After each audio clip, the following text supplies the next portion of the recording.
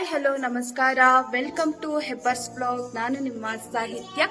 So ಇವಾಗಷ್ಟೇ ದೇವ್ರ ಪೂಜೆ ಮಾಡ್ಕೊಂಡ್ ಬಂದೆ. ನಮ್ಮ ಐಶು ನನ್ನನ್ನೇ ಕಾಪಿ ಮಾಡೋದು, ಯಾವ ತರ ಕಾಪಿ ಮಾಡಿದಾಳೆ ಅಂತ ನೋಡಿ. ಇವಾಗ ನೋಡಿ, ನಾನು ಅರ್ಶಿನ ಕುಂಕುಮ ಹಾಕ್ತೀನಲ್ಲ ದೇವ್ರ ಪೂಜೆ ಮಾಡ್ಬೇಕಾದ್ರೆ, ಅವಳು ಇಟ್ಕೊಂಡಿದ್ದಾಳೆ. ಯಾವ ರೇಂಜಿಗೆ ಇಟ್ಕೊಂಡಿದ್ದಾಳೆ ನೋಡಿ. ಈ ಕಡೆ ತಿರ್ಗೊಚ್ಚಿನಿ. ಪ್ಯಾಂಟ್ ಹಾಕ್ಲಿಲ್ಲ ಅಂದ್ರೆ ಸ್ಟೈಲಿಗೆ ಏನು ಕಡಿಮೆ ಇಲ್ಲ. ಈ ಕಡೆ ತಿರ್ಸೋ, ನಾನು ಅರ್ಶಿನ ಕುಂಕುಮ ತೋರಿಸ್ತೀನಿ ನಿಂದು. ಇಲ್ಲಿಗೆ ಆ್ಯಂಡ್ ಇಲ್ಲಿಗೆ ನಾನು ಸುಮ್ಮನೆ ತೋರಿಸಿದ್ದೆ ಹೆಂಗೆ ಕಪ್ಪೆ ಮಾಡ್ತಾರೆ ಅಂತ ನೋಡಿ. ನಾನು ಇಟ್ಕೊಂಡನಲ್ಲ, ಅದಕ್ಕೆ ಅವಳು ಕೂಡ ಇಟ್ಕೊಂಡಿದ್ದಾಳೆ. ಆ್ಯಂಡ್ ಇವಾಗ ರಾಗಿ ಅಂಬಲಿನ ಕುಡಿತಿದ್ದೀನಿ. ಮೊಸರು ಹಾಕ್ಕೊಂಡೆ, ಸ್ವಲ್ಪ ಬೆಲ್ಲ ಹಾಕ್ಕೊಂಡು ರಾಗಿ ಅಂಬಲಿ ಮಾಡ್ಕೊಂಡು ಕುಡಿತಾ ಇದ್ದೀನಿ. ಈಗ 10 ಗಂಟೆ. ಈ ಥರದ್ದು ಏನಾದರೂ ಕುಡಿಯೋಕ್ಕಿದ್ರೆ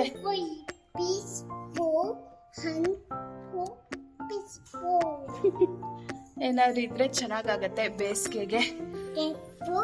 ಅಂಡ್ ಹಶುವಾಯ್ತು ಅಂತ ಜಂಕ್ ತಿನ್ನಕ್ಕಿಂತ ಇವಾಗ ರಾಗಿ ಅಂಬ್ಲಿನೋ ಅಥವಾ ಎಳ್ ಜ್ಯೂಸೋ ಏನಾದರೂ ಜ್ಯೂಸ್ ಮಾಡ್ಕೊಂಡು ಕುಡಿಯಕ್ಕೆ ಟ್ರೈ ಮಾಡ್ತೀನಿ. ಇಲ್ಲ ಹಣ್ಣೆ ತಿನ್ಬಿಡ್ತೀನಿ.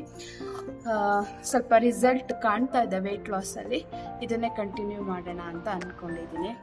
ಒಂದು ನಿಮಿಷ, ಇದು ಕುಡಿದು ನಮ್ಮ ರೂಮಿನ ವ್ಯವಸ್ಥೆ ಯಾವ ಥರ ಇದೆ ಅಂತ ನಿಮಗೆ ತೋರಿಸ್ತೀನಿ. ಇವಾಗ ರೂಮಿನ ವ್ಯವಸ್ಥೆ ಹಿಂಗಿದೆ. ಇವಾಗ ಶೆಕೆ ಅಂತ ಹೇಳಿಬಿಟ್ಟು ಬೆಡ್ನ ಕೆಳಗೆ ಹಾಕೋದಾಯ್ತಾ, ಅಲ್ಲಿ ಗಾಳಿ ಬರಲ್ಲ, ಫ್ಯಾನ್ ಇಲ್ಲಿದೆ. ಹಾಗಾಗಿ ಸೊ ನಮ್ಮ ಐಶು ಲೇಟಾಗಿ ಹೇಳ್ತಾಳ, ಬೆಡ್ ಕ್ಲೀನ್ ಮಾಡೋಕ್ಕಾಗಲ್ಲ, ನಾನು ದೇವ್ರ ಪೂಜೆ ಎಲ್ಲ ಬೇಗ ಮಾಡಬೇಕು ಅಂತ ಹೇಳ್ಬಿಟ್ಟು ಓಡಿದೆ. ಇಲ್ಲಿ ನೋಡಿ, ರಂಗೋಲಿ ಹಾಕೋದು ಅಂತ ಪೇಂಟ್ ತೊಗೊಂಡು ಬೆಳೆದಿದ್ದು ಅಲ್ಲಿ ಒಂದಷ್ಟು ನನ್ನ ಬಟ್ಟೆ. ಸೊ ಇದನ್ನು ಇವಾಗ ಕ್ಲೀನ್ ಮಾಡೋ ಕೆಲಸ. ಅದನ್ನ ಕ್ಲೀನ್ ಮಾಡೋಷ್ಟೊತ್ತಿಗೆ ನಿನ್ನೆ ನಮ್ಮನೆ ಅವಸ್ಥೆ ಯಾವ ತರ ಆಗಿತ್ತು ಅಂತ ನೋಡ್ಕೊಂಡ್ಬಂದು ಅಷ್ಟೊತ್ತಿಗೆ ಈ ರೂಮ್ನ ಕ್ಲೀನ್ ಮಾಡಿ ಬಂದಿರ್ತೀನಿ. ಸೊ ಈವ್ನಿಂಗ್ ಆಗೋಷ್ಟೊತ್ತಿಗೆ ಅಂದರೆ ನೈಟ್ ಆಗೋಷ್ಟೊತ್ತಿಗೆ ಮಲ್ಗೋ ಟೈಮಲ್ಲಿ ನಮ್ಮ ಮನೆ ಯಾವ ರೇಂಜಿಗೆ ಬಂದಿರುತ್ತೆ ನೋಡಿ. ಈ ರೇಂಜಿಗೆ ಬಂದಿರುತ್ತೆ. ಹಿಡಿನೂ ಅಲ್ಲೇ ತೊಗೊಂಬಂದು ಬಿಸಾಕಿರ್ತಾಳೆ. ಅವಳಿಗೆ ಏನೇನು ಆಟ ಆಡೋಕ್ಕೆ ಬೇಕೋ ಅದೆಲ್ಲ ತೊಗೊಂಬಂದು ಜಗ್ಲಿಗೆ ಮತ್ತು ಕಿಚನ್ಗೆಲ್ಲ ಹಾಕಿಟ್ಕೊಂಡಿರ್ತಾಳೆ. ನಾನು ಎಲ್ಲಿರ್ತೀನೋ ಅಲ್ಲಿಗೆ, ಆಯಿತಾ. ಅದ್ರ ಮಧ್ಯೆ ನಾನು ಇವತ್ತು ಬಟ್ಟೆ ಕೂಡ ಫೋಲ್ಡ್ ಮಾಡಿಲ್ಲ, ಒಗೆದಿಟ್ಟಿದ್ದು, ಅದು ಒಂದು ರಾಶಿ ಇದೆ. ಸೊ ನಾನು ಊಟ ಆಗಿ ಅಡುಗೆ ಮನೆಯೆಲ್ಲ ಕ್ಲೀನ್ ಮಾಡಿ ಪಾತ್ರೆ ಎಲ್ಲ ತೊಳೆದು ಬರೋಷ್ಟೊತ್ತಿಗೆ ಈ ರೇಂಜಲ್ಲಿ ಇರುತ್ತೆ. ಸೊ ಆವಾಗ ಕ್ಲೀನ್ ಮಾಡೋ ಮೂಡಂತೂ ನನಗಿರಲ್ಲ. ಬಟ್ ಬೆಳಗ್ಗೆನೇ ಮಾಡಬೇಕು. ಬೆಳಗ್ಗೆ ಎದ್ದ ತಕ್ಷಣ ಇದನ್ನೆಲ್ಲ ಗಜಿಬಿಜಿ ನೋಡಿ ಮೂಡ ಅಪ್ಸೆಟ್ ಆಗೋದು ಸಹಜ. ಇದೇ ಆಗ್ತಾಯಿದೆ ಇವಾಗ. ಆ್ಯಂಡ್ ಅವಳದು ನೈಟಲ್ಲೇ ಸೂಪರ್ ಆ್ಯಕ್ಟಿವ್ ಆಗೋದು. ಅವಳು ಮಲ್ಗು ಅಂದರೆ ಇಲ್ಲ, ಆವಾಗಲೇ ಆಟ ಸ್ಟಾರ್ಟ್ ಅವಳದು. ನೋಡ್ತಾ ಇರ್ಬೋದು, ಇವಾಗ ಛತ್ರಿ ಎಲ್ಲ ತೊಗೊಂಡು ಆಟಾಡ್ತಾ ಇದ್ದಾಳೆ. ಬೆಳಿಗ್ಗೆ ಎಲ್ಲ ಆಟಾಡು ಅಂತ ಅಂದರೆ ನನ್ನ ಹಿಂದೆ ಮುಂದೆ ನೀನು ಕರ್ಕೋ, ನೀನು ಬಾ ಅಂಥೇಳಿ ನನ್ನನ್ನು ಪೀಡಿಸ್ತಾ ಇರ್ತಾಳೆ. ಸಂಜೆ ಆಗ್ತಾ ಅವಳೊಬ್ಬಳೆ ಆಟಾಡ್ಕೊಳ್ಳೋದು, ಆಮೇಲೆ ಹೀಗೆ ಮನೆಯನ್ನೆಲ್ಲ ಈ ರೇಂಜಿಗೆ ಹಾಳು ಮಾಡಿ ಇಟ್ಟಿರ್ತಾಳೆ. ಟಿ ವಿ ಆನ್ ಆಗಿತ್ತು, ಹಾಗಾಗಿ ನಾನು ವಾಯ್ಸ್ ಓವರೇ ಕೊಡಬೇಕಾಗಿತ್ತು, ಕೊಡ್ತಾಯಿದ್ದೀನಿ. ಚೆನ್ನಾಗಿ ಏನೇನೋ ಮಾತಾಡ್ತಾ ಇದ್ಲು. ಬಟ್ ಟಿ ವಿಲಿ ಸಾಂಗ್ಸ್ ಎಲ್ಲ ಬರ್ತಾಯಿತ್ತು, ಅದು ಕಾಪಿರೈಟ್ ಇಶ್ಯೂ ಬರುತ್ತೆ ಅಂತ ಅಂದ್ಬಿಟ್ಟು ನಾನು ಅದನ್ನೆಲ್ಲ ಕಟ್ ಮಾಡಿ ವಾಯ್ಸ್ ಓವರ್ನ ಕೊಡ್ತಾ ಇದ್ದೀನಿ. ಇರೋ ಮನೆ ನೀಟಾಗಿ ಇಟ್ಕೊಳ್ಳೋದು ಅಸಾಧ್ಯ ಅಂತ ನನಗೆ ಈ 2 ವರ್ಷದಲ್ಲಿ ಚೆನ್ನಾಗಿ ಅರ್ಥ ಹೋಗಿದೆ.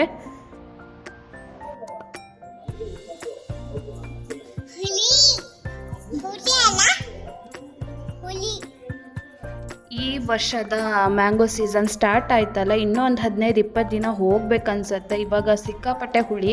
ನಮ್ಮ ಐಶು ಹೇಳಿದ್ದು ಕೇಳಿಸ್ಕೊಂಡಿರ್ಬೋದು. ಒಂದೊಂದು ಸತಿ ಸ್ವೀಟ್ ಇರುತ್ತೆ, ಒಂದೊಂದು ಸತಿ ಹುಳಿ ಇರುತ್ತೆ, ಏನಂತ ಗೊತ್ತಿಲ್ಲ. ಆದರೆ ಇನ್ನೊಂದು ತಿಂಗಳು ಬಿಟ್ಟು ತಿಂದರೆ ಚೆನ್ನಾಗಿರುತ್ತೆ ಅಂತ ಅನಿಸುತ್ತೆ. ಬಟ್ ಈ ಸತಿ ತಂದಿದ್ದ ಮ್ಯಾಂಗೋ ಫ್ಲಾಪು, ಚೆನ್ನಾಗಿರಲಿಲ್ಲ. ಹುಳಿ ತದೆ ಆಗಿತ್ತು. ಹಾಗಂತ ತಿನ್ನೋದೇನು ಬಿಡಲ್ಲ. ಯಾರಿಗೆಲ್ಲ ಮ್ಯಾಂಗೋ ಇಷ್ಟ ಅಂತ ನೀವು ಕಮೆಂಟ್ ಮಾಡಿ. ಸೊ ನನಗೆ ಐಶಿಗೆ ಇಬ್ಬರಿಗೂ ಇಷ್ಟನೇ. ಹುಳಿ ಎಂದಿ ಮತ್ತೆ ಸುಳ್ಳು ಹೇಳ್ದ್ಯಾ? ಹೆಂಗಿದೆ? ಬರೀ ಲೊಟ್ಟೆ ಬಿಡ್ತೀಯಲ್ಲೇ. ಲೊಟ್ಟೆ ಬಿಡ್ತೀಯಾ? ಮತ್ತೆ ಹೆಂಗಿದೆ? ಇದೇನಿದು? ಫ್ರೂಟ್ ಹೆಸರೇನು? ಗೊತ್ತಿಲ್ಲ. ಇದು ಯಾವ ಫ್ರೂಟು? ಅದು ಕಂಗ. ಕಂಗ. ಕಂಗ? ಅದೇ ಅದೇ. ಆ್ಯಪಲ್ಲ, ಬನಾನನ, ಆರೆಂಜಾ, ಮ್ಯಾಂಗೋನ? ಯಾವುದು? ಮಾಂಗ. ಮ್ಯಾಂಗ. ಮಾಂಗಲ್ಲ. ಹಾಂ, ಮ್ಯಾಂಗೋ. ಮಾವಿನ ಹಣ್ಣು. ಇಲ್ಲಿ ನೋಡು, ಬಾಯನ್ ಮಾವಿನ ಹಣ್ಣು. ಆತೋ. Bye bye. Take care. ಮಾವಿನ ಹಣ್ಣೆಲ್ಲ ತಿಂದು ಡ್ರೆಸ್ ಚೇಂಜ್ ಮಾಡ್ಕೊಳ್ಳೆ ಅಂತ ಅಂದರೆ ನೋಡಿ, ಶ್ವೆಟರ್ ಹಾಕೊಂಬಂದು ಕೂತಿದ್ದಾಳೆ. ಈ ಬೇಸಿಗೆಯಲ್ಲಿ ಶ್ವೆಟರ್ ಹಾಕೋದು ಇವಳು ಒಬ್ಳೇನೆ. ಬೆಡ್ರೂಮ್ ಅಂತೂ ಸೆಟ್ ಆಯಿತು. ಸೊ ಇಲ್ಲಿ ಟಾಯ್ಸು, ಈ ಥರ ಬುಕ್ಕು ಇದೆಲ್ಲ ಅಸಾಧ್ಯ ಅದಾದ್ರೂ ಪ್ಲೇಸಲ್ಲೇ ಇಡೋದು. ಹಾಗಾಗಿ ಅದನ್ನು ಇಗ್ನೋರ್ ಮಾಡಿದ್ರೆ ಬೆಡ್ ಅಂತೂ ಕ್ಲೀನ್ ಆಯಿತು. ರಾಮ, ಇನ್ನು ಅಡುಗೆ ಮಾಡಬೇಕು. ಲೇಸಿಯಾಗಿ ಕೂತ್ಕೊಳ್ಳೋ ಅಂಥದ್ದು ನಮಗಿವಾಗ ಇಲ್ಲವೇ ಇಲ್ಲ. ಲೇಸಿ ಕುಂಕುಮ ಹಿಡಿದಿತ್ತು. ಒಂದು ಸ್ವಲ್ಪ ಹೊತ್ತು ಆರಾಮಾಗಿರೋಣ, ಸ್ವಲ್ಪ ಲೇಸಿಯಾಗಿ ಕೂತ್ಕೊಳ್ಳೋಣ ಅಂದರೆ ಅಸಾಧ್ಯವಾದ ಮಾತು. ಇವರು ಮಕ್ಕಳಿದಾರಲ್ಲ, ಇವರು ಐಶು ಐಶು ಐಶು ಐಶು, ನಿಮ್ಮ ಮೊಬೈಲ್ ಎಲ್ಲಿದೆ ತೋರಿಸು. ಇದು ಯಾರು ಕೊಟ್ಟಿದ್ದು ಬ್ಯಾಗು ನಿಂಗೆ? ಯಾರು ಕೊಡ್ಸಿದ್ದು? ಯಾವ ಅಜ್ಜಿ? ದೊಡ್ಡಜ್ಜಿನಾ? ಬರ್ತಲ್ಲ. ಇವಳ ಹತ್ರ ಇಷ್ಟೆಲ್ಲ ದುಡ್ಡಿದೆ ಅಂತ ನೀವೇ ನೋಡಿ.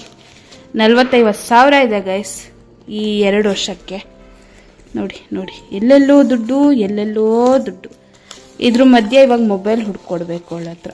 ಒಂದು 6-7 ಮೊಬೈಲ್ ಇದೆ ಅವಳ ಹತ್ರ. ಎಷ್ಟು ರಿಚ್ ಪರ್ಸನ್. ಬನಶಂಕರಿಗೆ ಹೋಗಿದ್ವಿ ನಾನು, ದೊಡ್ಡಪ್ಪ. ವ್ಲಾಗ್ನೂ ಹಾಕಿದ್ದೆ. ಆವಾಗ ದೊಡ್ಡಮ್ಮನ ಹತ್ರ ಈ ಬ್ಯಾಗ್ ಬೇಕೇ ಬೇಕು ಅಂತ ಕೊಡಿಸ್ಕೊಂಡಿದ್ದಾಳೆ. ಮನೇಲೇ ಸ್ಟಾರ್ಟ್ ಮಾಡಿದ್ಲು ಬ್ಯಾಗ್ ಕೊಡಿಸಿ ಅಜ್ಜಿ ಅಂತ. ಇದೇ ಬೇಕು ಅಂತ ತಗೊಂಡಿದ್ದಾಳೆ. ಚೆನ್ನಾಗಿದೆಯಾ ಬ್ಯಾಗು? ಇಷ್ಟನಾ ನಿಂಗೆ? ಎಷ್ಟಿಷ್ಟ? ಈ ಕೂದಲು ಬಚ್ಚೋದೊಂದು ಬಿಟ್ರೆ ಮತ್ತೆಲ್ಲದೂ ಇಷ್ಟ ಅಲ್ಲ ನಿಂಗೆ?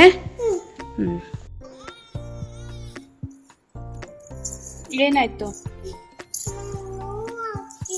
ಕರೆಂಟ್ ಹೊಡೆದಿದ್ದಕ್ಕಾಗೆ ಹೇರ್ ಸ್ಟೈಲ್ ನೋಡ್ಬೇಕಾ? ಇಲ್ಲಿ ನೋಡಿ, ಕರೆಂಟ್ ಹೊಡೆದಿದ್ದಕ್ಕಾಗೆ ಹೇರ್ ಸ್ಟೈಲ್ ಅಂತ ಇದು. ನಿಮ್ ಹೇರ್ ಸ್ಟೈಲ್ ತೋರಿಸಿ ಮೇಡಮ್. ಕರೆಂಟ್ ಹೊಡೆದಿದ್ದಕ್ಕಾಗೆ ಡಿಂಗಡಕ್ಕ. ಚಿನ್ನಿ, ನಿಮ್ ಹೇರ್ ಸ್ಟೈಲ್ ತೋರಿಸಿ. ಕಮೆಂಟ್ ಮಾಡಿ ಯಾವ ತರ ಇದೆ ಅಂತ ಹೇಳಿ. ಯಾವ ತರ ಇದೆ ನಮ್ಮ ಹೇರ್ ಸ್ಟೈಲು ಕಮೆಂಟ್ ಮಾಡಿ.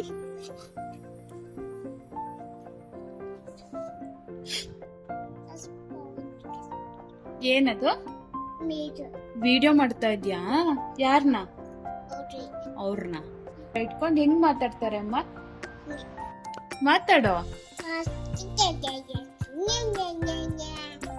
ನೆನೆ ನೆನೆ ಅಂತೆಲ್ಲ ಇರ್ತಾರ. ಇವತ್ತು ಚಕ್ಲಿ ಮಾಡಿದ್ದೆ.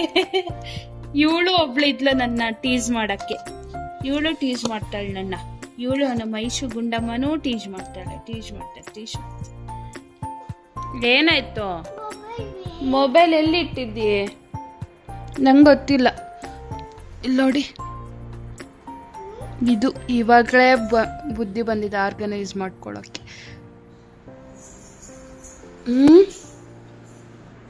ಮೊಬೈಲ್ ಎಲ್ಲಿದೆ? ಇವಾಗಷ್ಟೇ ವಿಡಿಯೋ ಮಾಡ್ತಾ ಇದೆಯಲ್ಲ.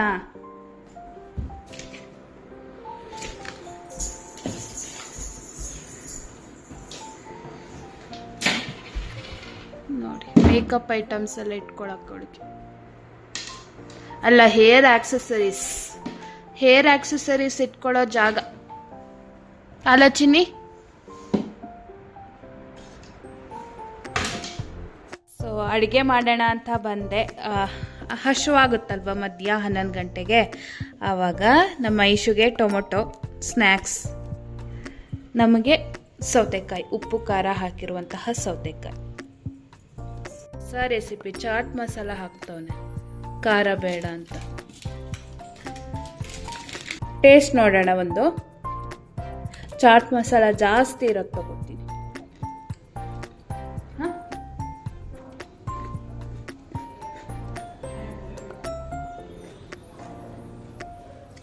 ನಂಗೇನೋ ಖಾರ ಹಾಕಿದ್ದೆ ಇಷ್ಟ ಆಯ್ತು. ಇದೆಂತ ಉಪ್ಪು ಉಪ್ಪು ಉಪ್ಪು ಉಪ್ಪು ಉಪ್ಪು ಉಪ್ಪು ಆಗ್ತಾ ಇದೆ, ಬಟ್ ತಿನ್ನೋದು ಬಿಡಲ್ಲ. ಇವಾಗ ಒಂದು ರೌಂಡ್ ರುಟೀನ್ ಮುಗಿಸಿ ನಮ್ಮ ಐಶುಗೆ ಫ್ರೆಶ್ ಅಪ್ ಮಾಡಿ ಟಿ ವಿ ಮುಂದೆ ಕೂರಿಸಿದ್ದೀನಿ. ಜಸ್ಟ್ 5 ನಿಮಿಷ ಟಿ ವಿ ನೋಡ್ತಾಳೆ ಅಷ್ಟೇ, ಆಮೇಲೆ ಊಟ ಮಾಡೋದು, ಮಲಗೋದು.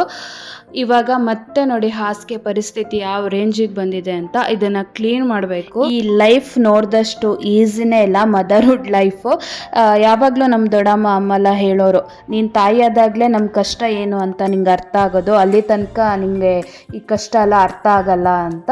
ಅದೇನು ಮಹಾ ಅಂತೆಲ್ಲ ಅನ್ಕೋತಾ ಇದ್ವಿ ಅವಾಗ ಕಾಲೇಜಿಗೆ ಹೋಗೋ ಟೈಮಲ್ಲೆಲ್ಲ. ಬಟ್ ಆ ಮಾತು 100% ನಿಜ. ನಾನು ದೊಡ್ಡಮ್ಮಗೆ ಹೇಳಿದ್ದೀನಿ, ಅಮ್ಮಗೂ ಹೇಳಿದ್ದೀನಿ.